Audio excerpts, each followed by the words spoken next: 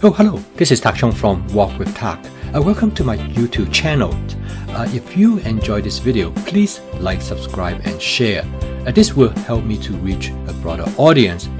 To introduce to them my fast cooking system for home cooking. I cook every day, and these videos are representations of what I do in my kitchen each day. In this video, I'm going to show you how I prep cauliflower, and then I use the cauliflower to cook a very simple cauliflower stir-fry dish with some carrots. I stir-fry the carrots with the cauliflower. This is a very quick dish. And then I season the dish with a light teriyaki sauce with some hot chili oil. So okay, let's get into the kitchen. I'm going to first show you how I prep the cauliflower. Cauliflower is a great vegetable. It is inexpensive and it is also tasty. Prepping cauliflower is very straightforward. It takes a few minutes. You first cut off the leaves from the outside of the cauliflower, starting out from the bottom. And then you gradually work toward the floret. It is much easier to start from the bottom than from the top. The floret initially come out as a large chunk from the stem. And then I cut the floret into bite size that is suitable for stir fry. I used to demonstrate how to prep cauliflower in my cooking classes, and people always surprised how easy it is. A student in my class often asks me, is it possible to use the leaves as well as the stem of the cauliflowers? The answer is yes. However, I'm not going to demonstrate it in this video. I usually cut them up and use them in fried rice. I store the cauliflower in a plastic container, and I find they have a shelf life when you prep them like this for about a week. I'm going to cook this simple cauliflower dish in my 14-inch Cucina stainless steel wok. I just finished cooking an egg dish in this wok and it looks pretty good, so I'm not going to wash it. I used my spot seasoning method in the beginning of the cooking session to create a non-stick cook surface. As you can see, it has done very well. I'm going to start with some thinly sliced carrot. Of course, this is completely optional. I like the carrot because it creates a little bit of sweetness to the dish. The carrot is great for adding color to the dish. Since I do advanced prepping, I always have some sliced carrots on hand and ready to be used.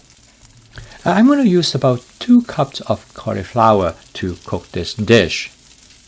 This is about half head of the cauliflower that I prep as shown in the beginning of the video. The cauliflower is cut slightly larger than bite size, and this is probably the largest size that you want it to be. You can cut it even a little bit smaller because that would make it probably faster to cook. Both the carrot and the cauliflower contain natural sugar on this surface, and you can see that the sugar start to caramelize and start to brown the cauliflower as well as the carrot. This browning process actually occurs similarly when you roasted cauliflower in the oven. Except when you do it in the wok, the process occurs much quicker. At this point, I add just a touch a little bit more of cooking oil to coat the surface of the ingredients. Because if I don't add any cooking oil, the browning process will go much further than what I would like them to be. In this case, you will end up burning the cauliflower with the inside not properly cooked. At this point, you probably could experiment how much oil that you want to add in controlling the browning process and the cooking of the inside of the cauliflower. At this point, it is very important that you stir the content constantly so that all the ingredients are being cooked evenly. One nice thing about stir frying is that you can control the texture of the ingredients as you cook. I have been cooking this cauliflower for probably about 90 to 120 seconds, and the texture seems to be about right for me. By this point, I turn off the stove and I'm going to season it first with some oyster sauce, and it is followed by with some hoisin sauce. I'm also going to add a touch of chili oil. Of course, this is completely optional. I just started using this chili oil recently to season many of my dish in creating a teriyaki sauce. And then finally I garnished the dish with some scallions. I find that the light teriyaki sauce that I created with oyster sauce and hoisin sauce is very much enhanced by that fried chili in oil sauce. The chili oil sauce made the flavor much richer, but it did not add any spiciness to the dish. This is something that I just discovered very recently, and you can consider it as part of my flavor chasing. This dish is quick to cook. It takes only about 6 minutes.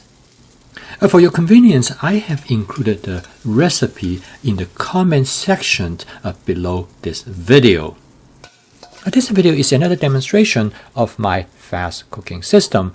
With flavor chasing, advanced prepping, stir frying, and template-based cooking, you can essentially cook almost anything that you want. If you'd like to see more videos like this, please subscribe to my YouTube channel. I post a video every day. To demonstrate home cooking is practical and sustainable.